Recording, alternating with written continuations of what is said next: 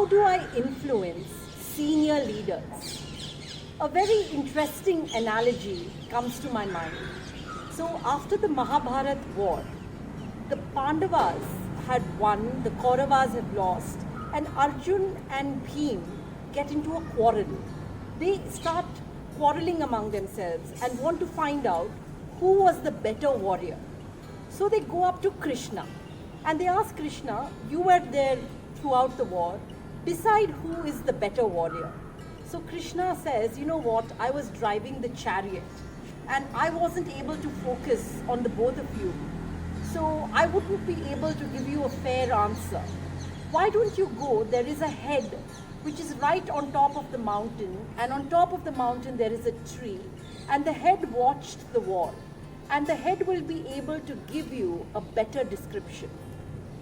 So both the brothers went up the mountain near the tree and went to the head and asked, so head, who is the better warrior? So the head says, I don't know who you are. He says, we are the Pandavas. I'm Arjun and this is Bhim. Didn't you see us fight? He says, no, I don't know who you are. He's saying, then what did you see? So he said that I saw two foolish kings fighting with each other and Mother Earth having a bloodbath. That's what I saw. The point here, ladies and gentlemen, is what perspective the person at the ground level has is very different from the perspective of the person right on the top.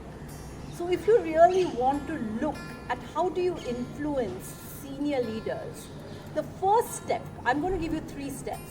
The first step being, you should have the flexibility to move upwards, to understand the new location, the situation and the position, the climate, get acclimatized to the new place, to understand the real-time problems, right? The second point is knowledge.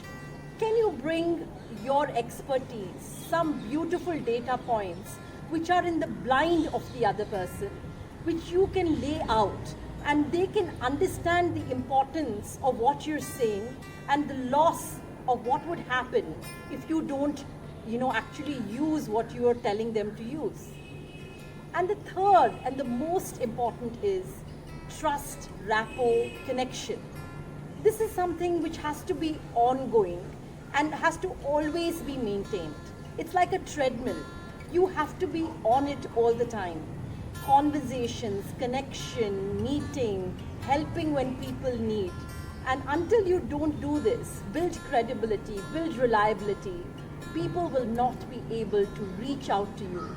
They need to view you as a person who is reachable and trustworthy. So quickly to reiterate the 3 points. 1 is flexibility to change position. 2nd is knowledge. And 3rd is trust.